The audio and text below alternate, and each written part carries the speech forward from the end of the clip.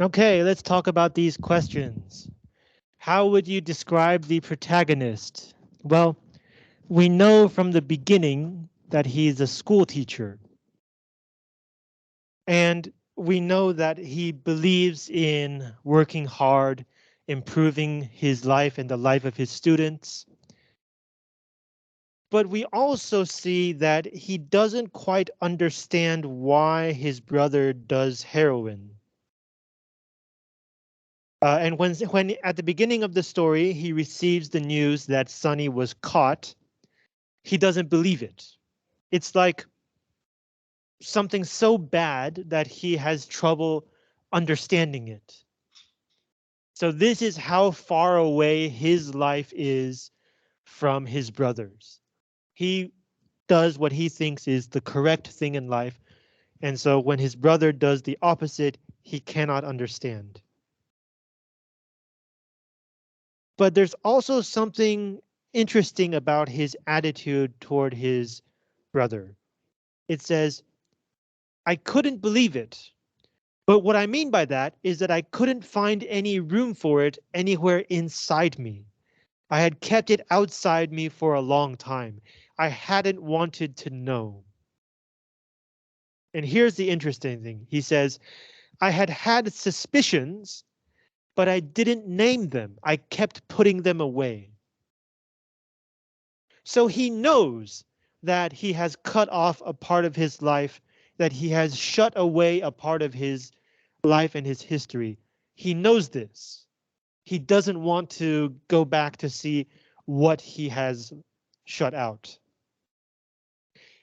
And anytime you deliberately ignore part of your life and part of yourself, that is going to come back to you in a different way. So, for example, here, in the way that he thinks about himself and other people. When the last bell rang, the last class ended. I let out my breath. It seemed I had been holding it for all that time. My clothes were wet. I may have looked as though I'd been sitting in a steam bath, all dressed up all afternoon. So the first way that this part of his life comes back to him is physically. He is holding in his breath as a kind of stress. He's sweating all day. So the thing that he's not willing to acknowledge comes back to him first physically. But then it also changes the way that he thinks. When he hears the laughter of his students, their laughter struck me for perhaps the first time. It was not the joyous laughter which God knows why one associates with children. It was mocking and insular. Insular means like an island. So it's of itself. It doesn't go outward. It's a laughing within oneself. And its intent was to denigrate, to put down, to treat others worse. It was disenchanted. In Chinese, we call this 幻灭.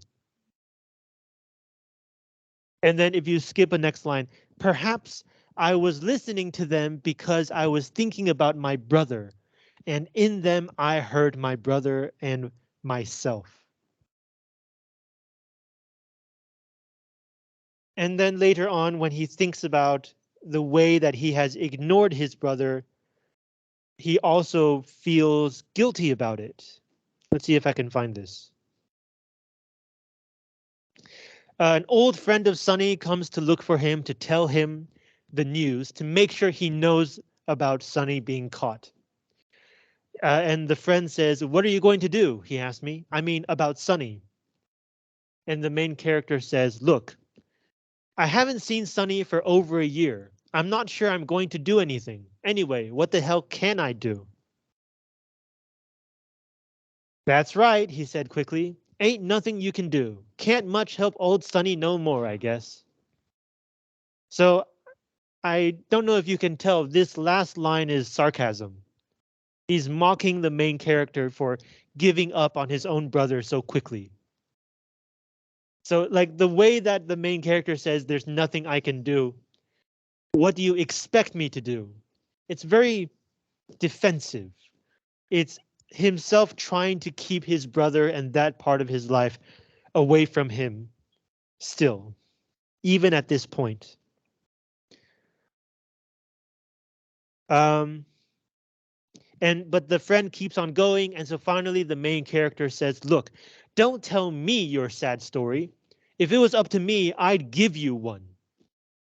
So the idea is, if you keep talking, I will make you sad. I will make you suffer. Then I felt guilty. Guilty, probably, for never having supposed that the poor bastard had a story of his own, much less a sad one.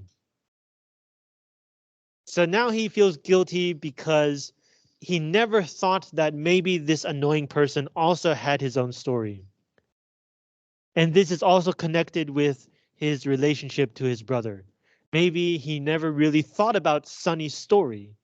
He thought about Sonny as someone who did heroin, who did not lead a very good life, but maybe he never thought about why. Why is his brother like this?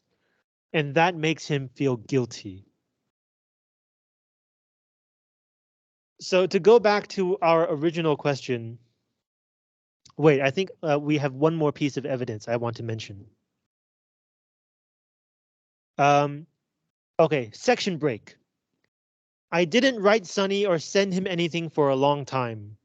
When I finally did, it was just after my little girl died. He wrote me back a letter which made me feel like a bastard. So again, he thinks of his brother as a failure, doing bad things. When he finally does write to his brother, it's about his own suffering. And his brother's letter makes him feel terrible, makes him feel guilty. And it's because of the first line. You don't know how much I needed to hear from you. I wanted to write you many a time, but I dug how much I must have hurt you, and so I didn't write. So all this time, the main character could have helped his brother even just by making him feel better, just by writing to him, but he doesn't do it. Only when something bad happens to himself does he write to his brother, Sonny. And that fact makes him feel terrible. So this goes back to the original idea. He knows that he's shutting away part of his life. He knows that there's a part of him he does not want to face. And that comes back to him in the feeling of guilt, in the physical symptoms, in the way that he thinks and treats other people, thinks about and treats other people. Uh, so again, if you ever try to cut off part of your life, it's never a clean cut. It will always have some effect on your own life as well. So that's the kind of person we're dealing with in this story. After many years of not wanting to understand, slowly over the course of the story, he starts to want to understand again. And by the end of the story, he maybe gets a better understanding of his brother, Sonny, the heroin addict and jazz player. Question 2, one group took this question. Why does the story use flashback? So as we just saw, the beginning of the story is about Sonny being locked up and then the main character not talking to him. And then finally, Sonny is let out of jail and comes to stay with the main character. And then on page 8, the story jumps to a flashback.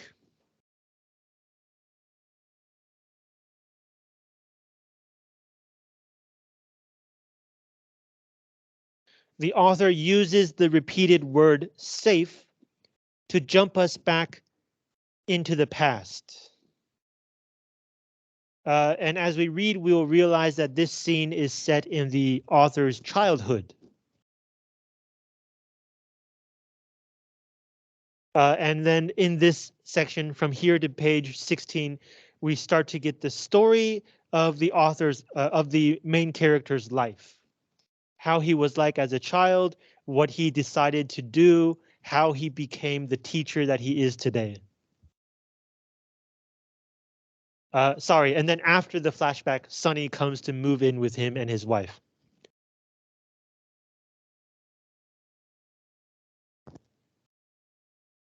Wait, when does Sonny move in? No, yeah, Sonny has already moved in. Sorry. Okay, so and then the story goes back to his childhood and then comes back to the present. So the question is, why? What would be different if the whole story were told from the beginning to the end? Why do we have to jump back? Well, the group that took this question believes that it is because it is to make the story more interesting. If you start from childhood and then you keep going and going and going until the present day, it's kind of boring. It's kind of like, as they said, it's kind of like reading a biography of a great man. Just like something boring that your teacher wants you to read.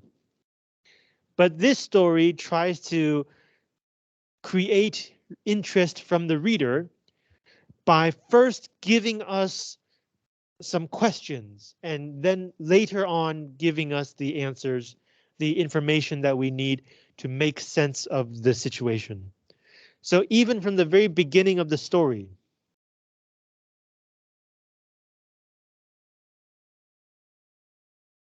the first paragraph, we have no idea what it's talking about, right? I read about it in the paper in the subway on my way to work.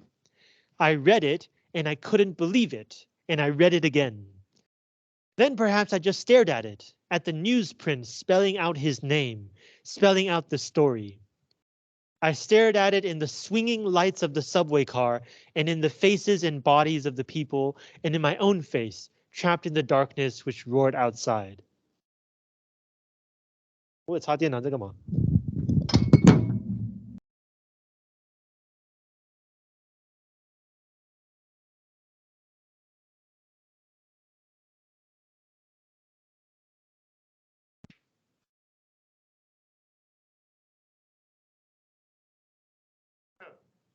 Interesting.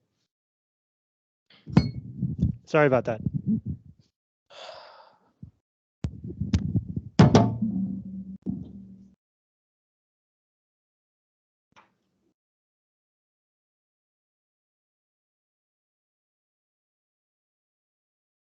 There we go.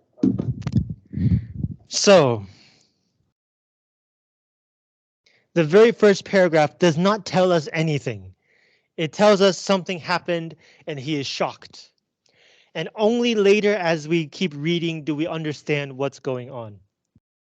So in the same way, but in a bigger sense, the first part of the story, page 2 to page 8, we know what's happening, but we don't know why. And only after we go back to his childhood do we understand this person, do we understand why he feels this way and why he is doing what he does and why he behaves like this toward his brother. So that's one reason, to make it more interesting. Another possible reason is that we need to see the person before we can understand why the person is this way. Think about it like this. When you are a child and something happens, you don't know that it's important. You don't know what are the important things and what are the everyday things. Only when you grow up and you think back to your childhood do you realize, oh wait, that was important. That affected me. That changed how I behave and how I think. So in the same way, first we have to have the person, and only then can we look back on the childhood and say, oh, that was important. This is important to create this character. In other words, if you tell it from the beginning, it wouldn't make sense. Only when we have the complete person does the childhood make sense.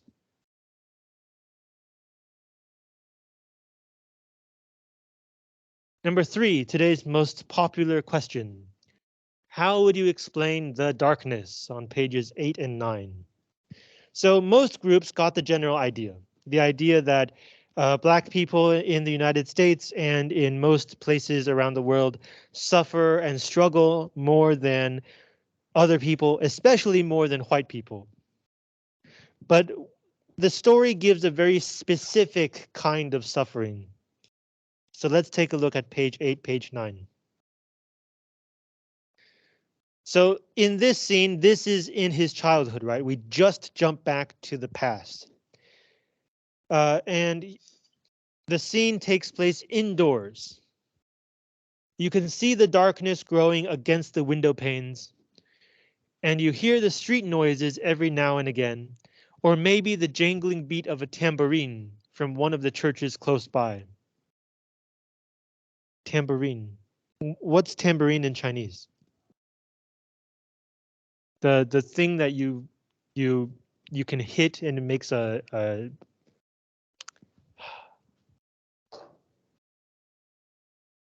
Really? Is that the name? That's a terrible name. 小手鼓. So, do you guys know what that is? Do you like if I say 小手鼓, do you know what I'm talking about?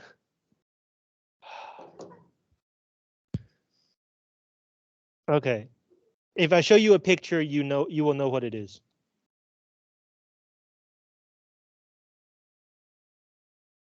This thing. This is a tambourine. Yeah. Okay, so the sound of a tambourine. So outdoors, you hear the sound of life, people on the streets, music from the church. These are full of energy and full of life. But it's real quiet in the room. So if life is outdoors, then indoors, it is death. For a moment, nobody's talking, but every face looks darkening like the sky outside. And my mother rocks a little from the waist and my father's eyes are closed. Everyone is looking at something a child can't see. In other words, the main character cannot see. They're looking at something in their mind. For a minute, they've forgotten the children. Maybe a kid is lying on the rug half asleep. Maybe somebody's got a kid in his lap and is absent-mindedly stroking the kid's head. Maybe there's a kid quiet and big-eyed, curled up in a big chair in the corner. The silence, the darkness coming, and the darkness in the faces frightens the child obscurely. He hopes obscurely means in a way he does not understand. He hopes that the hand which strokes his forehead will never stop, will never die. He hopes that there will never come a time when the old folks won't be sitting around the living room, talking about where they've come from and what they've seen and what's happened to them and their kinfolk. But something deep and watchful in the child knows that this is bound to end, is already ending. So he knows that this is only a passing moment. But it happens more than once if we jump down 4 lines. He knows that every time this happens, he's moved just a little closer to that darkness outside. So it's not the first time this happens. Maybe, in fact, every time the sun goes down, the old people and the adults think back to the darkness. The child knows that they won't talk anymore because if he knows too much about what's happened to them, he'll know too much too soon about what's going to happen to him. In Chinese, I guess we can call this 前车之鉴. And then he remembers once in his childhood when he does try to understand what the adults are thinking about. His mother says, I don't know, she said, if I'll ever see you again after you go off from here. He's going to study. But I hope you'll remember the things I tried to teach you. Don't talk like that, I said, and smiled. You'll be here a long time yet. She smiled too, but she said nothing. She was quiet for a long time. And I said, Mama, don't you worry about nothing. I'll be writing all the time and you be getting the checks. Checks here meaning the money. I want to talk to you about your brother, she said suddenly. If anything happens to me, he ain't going to have nobody to look out for him, to take care of him, basically. Mama, I said, ain't nothing going to happen to you or Sonny. Sonny's all right. He's a good boy and he's got good sense. It ain't a question of his being a good boy, Mama said, nor of his having good sense. It ain't only the bad ones, nor yet the dumb ones that get sucked under. She stopped, looking at me. Your daddy once had a brother, she said, and she smiled in a way that made me feel she was in pain. You didn't never know that, did you? No, I said, I never knew that. And I watched her face. Oh, yes, she said, your daddy had a brother. She looked out of the window again. I know you never saw your daddy cry, but I did, many a time through all those years. I asked her, what happened to his brother? How come nobody's ever talked about him? This was the first time I ever saw my mother look old. His brother got killed, she said, when he was just a little younger than you are now. So notice that the main character is already older than his dead uncle. I knew him. He was a fine boy. He was maybe a little full of the devil, but he didn't mean nobody harm. So to be full of the devil means to be mischievous, to be naughty, to like to play jokes. But he didn't mean nobody no harm. He was a good kid. Then she stopped and the room was silent, exactly as it had sometimes been on those Sunday afternoons. So this sentence tells us what's going to happen next is the darkness, is what they're all thinking about. Mama kept looking out into the streets. He used to have a job in the mill, she said. The mill is like a place where they make bread or they make paper, they make something. It's a kind of factory. She said, and like all young folks, he just liked to perform on Saturday nights. Saturday nights, him and your father would drift around to different places, go to dances and things like that, or just sit around with people they knew. And your father's brother would sing. He had a fine voice and play along with himself on his guitar. Well, this particular Saturday night, him and your father was coming home from someplace, and they were both a little drunk. And there was a moon that night. It was bright like day. Your father's brother was feeling kind of good. And he was whistling to himself. And he had his guitar slung over his shoulder. They was coming down a hill, and beneath them was a road that turned off from the highway. I should point out a highway is not always a big road for cars. The highway is the main road. And it's called a highway because it is slightly higher than the ground around it to make sure that whenever it rains, it never gets muddy and you can always use this important road. So for highway, think of the main road. And beneath them was a road that turned off from the highway. It leaves the main road. Well, your father's brother, being always kind of frisky, kind of dangerous, kind of like liking adventure, decided to run down this hill. And he did, with that guitar banging and clanging behind him. And he ran across the road and he was making water behind a tree. He was peeing behind a tree. And your father was sort of amused at him, and he was still coming down the hill, kind of slow. Then he heard a car motor, and that same minute, his brother stepped from behind the tree into the road in the moonlight. And he started to cross the road. And your father started to run down the hill. He says he don't know why. This car was full of white men. They was all drunk. And when they seen your father's brother, they let out a great whoop and holler, and they aimed the car straight at him. A whoop and a holler are onomatopoeia, 状声词. They was having fun. They just wanted to scare him, the way they do sometimes, you know? But they was drunk. And I guess the boy, being drunk too, and scared, kind of lost his head. So here she's talking about the main character's uncle. By the time he jumped, it was too late. Your father says he heard his brother scream when the car rolled over him. And he heard the wood of that guitar when it gave out. So when it broke. And he heard them strings go flying, 那个吉他弦.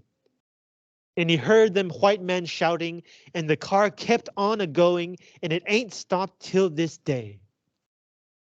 And time your father got down the hill, his brother weren't nothing but blood and pulp. Pulp is the ruined body and muscles. So this is what the adults are thinking about every evening. This kind of thing is what they have all experienced or seen or heard of, that they know happens to Black people in the United States. As his mother said, it doesn't matter if you are bad or good, smart or dumb. Sometimes death comes for you simply because you are Black and the other people are white, and that's it. Just like in this story. Neither his father or his uncle did anything wrong. The only thing that his uncle did was he jumped away from the oncoming car too late. That's it. And he died. Of course, every life is inconstant. Even for us, danger and risk is part of everyday life. But we know where the danger is. We know what things are dangerous and what things need to be prepared for. We can prepare ourselves. We can work for it. But how do you prepare for a danger that comes about simply because you're Black? How can you prepare? How can you work against it? If it is true that bad people die more often, you can try to be a good person. If stupid people die more often, you can try to be smarter. But if Black people die more often, what do you do? There's nothing you can do. And if we humans feel like we are in a situation that we have no control over, and it is a terrible situation that we can do nothing about, that really gets inside of us. It leaves a deep, dark feeling. In English, we call this despair, 绝望. But in the story, they call it the darkness. And this kind of suffering is what the main character talks about with Sonny later in the story. And it's related to why Black people care so much about their music and why so many Black people in those days was addicted to heroin and other kinds of drugs. We'll talk about that a bit later, I think. Yeah, okay, so question 4, in fact, we're going to talk about it right now. Page 19.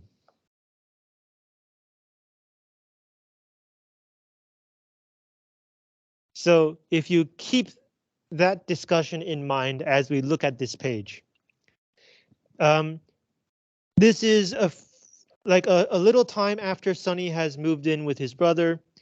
They just saw a musical performance outside their window in the streets. Oh,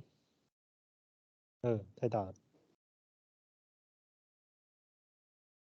Let's see if I can find that.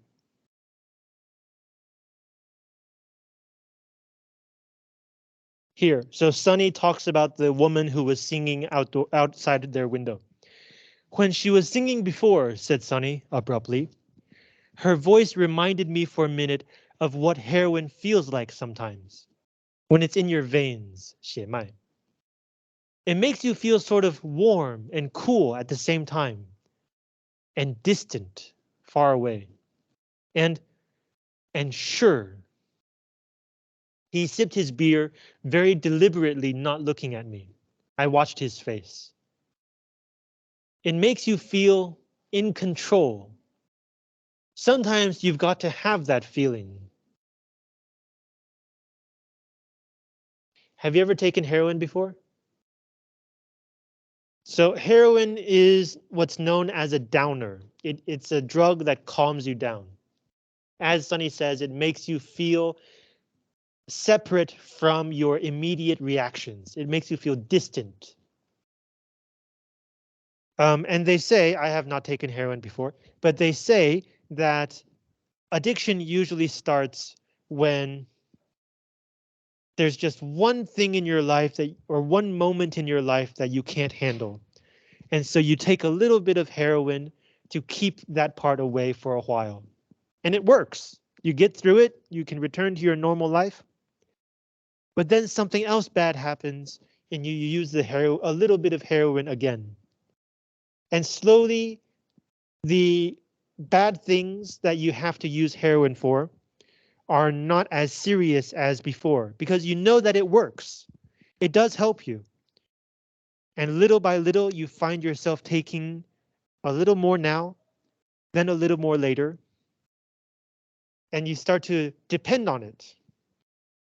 At the same time, your body starts to get used to it. So every time you need that calming effect, you have to take a little bit more, just a little bit more.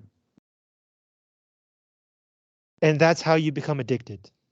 That's how you rely on it. And the way that it ruins people's lives is when you keep buying from an illegal source, you need to buy more and more. And your seller will know that you're addicted. So they will raise the price. They will lower the quality. And they know that you need it. So they would treat you in very unfair ways in order to get more of your money. So this is a very specific description of using heroin. And as Sonny says, it makes you feel in control, like things are not going out of control.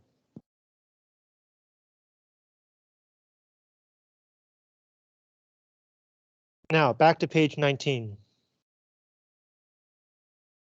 The main character says, "There's no way not to suffer, is there, Sonny?" "I believe not," he said, and smiled. "But that's never stopped anyone from trying." He looked at me. "Has it?" I realized with this mocking look that there stood between us forever, beyond the power of time or forgiveness, the fact that I had held silence so long when he had needed human speech to help him. This is talking about Sonny really wanting a letter from his brother when Sonny was in jail. He turned back to the window. "No, there's no way not to suffer. But you try all kinds of ways to keep from drowning in it, to keep on top of it, and to make it seem, well, like you did something, all right, and now you're suffering for it, you know?"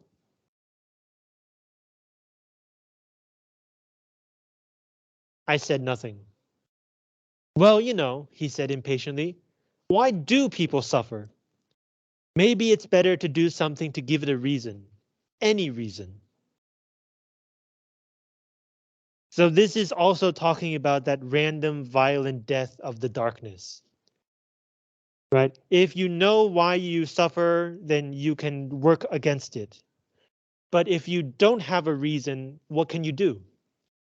One way is to try to make sense of the suffering. And one way that some people might try to make sense of it is to give it a reason. Maybe it's better to do something to give suffering a reason, any reason. Maybe that helps people get through life better, according to Sonny. But we just agreed, I said, that there's no way not to suffer. Isn't it better then just to take it? But nobody just takes it, Sonny cried. That's what I'm telling you. Everybody tries not to. You're just hung up on the way some people try. It's not your way. The hair on my face began to itch. My face felt wet. That's not true, I said. That's not true. I don't give a damn what other people do. I don't even care how they suffer. I just care how you suffer. Now, of course, when the main character says that's not true, that means it is exactly true.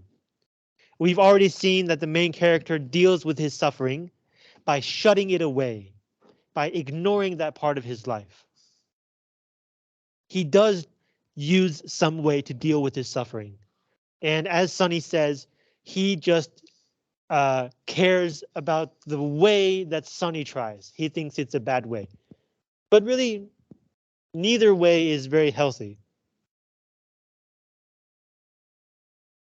And the main character tries to turn the discussion around. I just care how you suffer. And he looked at me. Please believe me, I said. I don't want to see you die trying not to suffer. I won't, he said flatly, die trying not to suffer. At least not any faster than anybody else. But there's no need, I said, trying to laugh, is there, in killing yourself? I wanted to say more, but I couldn't. I wanted to talk about willpower, 意志力, and how life could be, well, beautiful. I wanted to say that it was all within, but was it?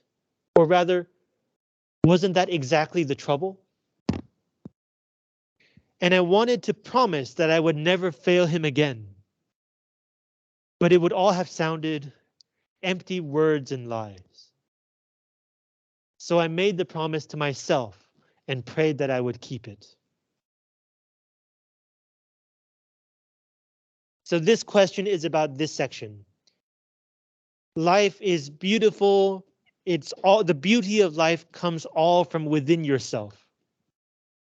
But is that true? Or isn't that the problem? The idea is if the beauty of life does come from within ourselves, then if we can't see that beauty, if we can only see the darkness and the suffering, then we can only blame ourselves. So how do you get out of that? If you are the source of your problem, how do you solve your problem? This is, I think, the key moment when the main character realizes that his own ideas, his own position may not really be better than Sonny's position or better than other people's way of dealing with the suffering of life. Because his idea is you can work through it. If you work harder, you can get through it. But if the problem comes from inside yourself, then that's not true. No matter how hard you work, you will always be yourself. Or as Anna Kendrick once famously said on Twitter, oh God, I just realized I'm stuck with myself my whole life.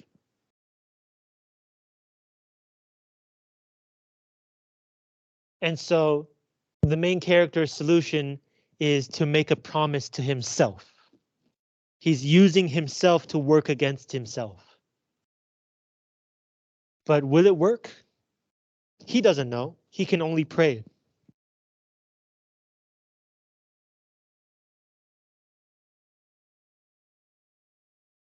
Question 5. Two groups took this question. Why is it so long? Is it possible to make it shorter?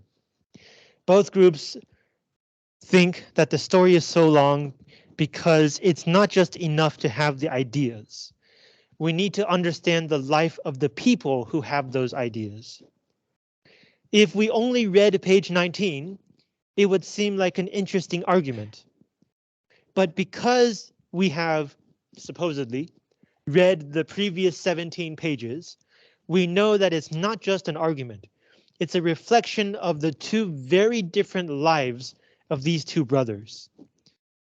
How these two brothers deal with the same darkness and suffering in completely opposite ways. So when they talk about the need to suffer or the need to try to fight against suffering, they're not just talking about it logically, they're talking about it from their own experience. And so underneath their argument or their discussion, there is another discussion. Are you a good brother?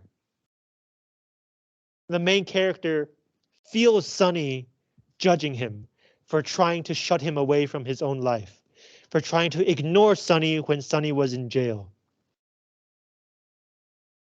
And this discussion, the main character is trying to, he thinks, keep Sonny away from heroin to try to give Sonny a better life. But as Sonny tells him, you're doing it for yourself. You're doing it because you think you have failed me as a brother and you're trying now to make up for it. And to really understand this part or this level of the discussion, we needed the previous 17 pages. We needed to see what kind of person the main character is today, why he is that way, and how this person developed from when he learned about the darkness in early childhood, and how he decided to fight against this darkness by being a good student, by being a good man, by trying to bring positive effects to his community as a teacher and as a good husband and good father. And yet on page 19, page 20, in that moment, he realizes that no matter how hard he works to be a better person, he's also simply using his own way to try to keep the suffering at bay. In Chinese, we say 就是把它暂时 hold 住. But it will not help him to solve the darkness. It will not help him to end the suffering. In some sense, it is just like Sonny using heroin. Because when the main character tries to shut off that part of his life, it is also hurting himself. Just like when Sonny uses heroin, it is also hurting himself. So it looks like the story is about racism and how Black people deal with that kind of despair. But inside the story, it's really about the main character trying to understand the brother that he loves so much, but the brother that he really does not understand. How could someone he loves so much, this good young kid, good sense, how could he start using heroin and be caught and go to jail? How can he think of killing himself? Why is he throwing his life away? Turns out they're both dealing with the same problems in their lives. And through the course of the story, the main character finally starts to understand his beloved younger brother. That's why the story is so long. You can't tell a life and make your reader feel the whole life if the story is too short. Finally, question 6. After talking about so many things in the story, are there any things related to the late 20th century? Well, it's connected with these increasingly important stories about Black experience in the United States. Ralph Ellison's Invisible Man is the novel about Black experience. It's also about the kind of marginal lifestyle, a lifestyle of not mainstream society. The main character represents mainstream society, 社会主流. Sonny represents life on the outside of society, right? Drugs, partying, suicide, that kind of thing. And so that fits in with the late 50s to the late 60s counterculture. The Beat generation, social protest, drug culture, finding the value and importance of different ways of living, different kinds of lifestyles. The discussion of racism and how Black people are treated so worse than white people is, of course, tied into the 1964 Civil Rights Act and the 1965 Voting Rights Act, racial reform. And then, of course, Baldwin himself is a very important person in this story. Like this story, Sonny's Blues, is considered a classic because of how well and how deeply it explains the idea of Black despair in the US. And you can also say that in 1968, when Martin Luther King Jr. was killed, that is probably the most powerful symbol of Black despair. The most famous, the Nobel Prize winning social leader who Black and white people loved was killed. Although I should say at the time, most white people did not love him. That only came later. At the time, people who thought that Black and white people should not be treated the same really, really hated him. That's partly why he got killed. Even though he kept emphasizing that protest must be peaceful, we are not trying to start a war, we are simply fighting for our rights. And of course, racism did not end with James Baldwin and with the social reforms of the 60s. So all the way in 1987, we have Nobel Prize winning author Toni Morrison still writing about Black trauma and Black historical experience in the United States. Okay, do you have questions?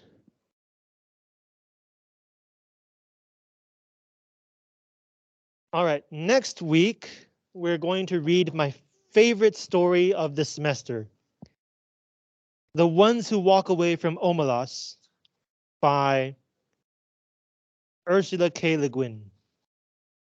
Now you'll notice that it's not taken from the textbook. For some reason, even though this is the author's most famous story, it was not included in the textbook, so I had to look for it somewhere else. This means that there are no footnotes, 没有注释. Fortunately, I don't think you will need too many footnotes. The one thing you should remember is that Le Guin is a fantasy writer. She writes fantasy and science fiction. 乐归恩有听过吗? She is the author of Tales of Earthsea, 地海战记, 原著小说的作者. Yeah. And the thing about this story, it's such a good story because it looks like it's talking about a utopia, the perfect society, 乌托邦. But then you start paying attention. She's describing this society, but she's saying, what if this? What if I told you that? What if we added this and then added that? So she's not describing a society, she's building a society. And at the center of this perfect society is a terrible secret. Some people choose to reject this secret, and they are the people who walk away from Omelas. So read this and we'll talk about it next week.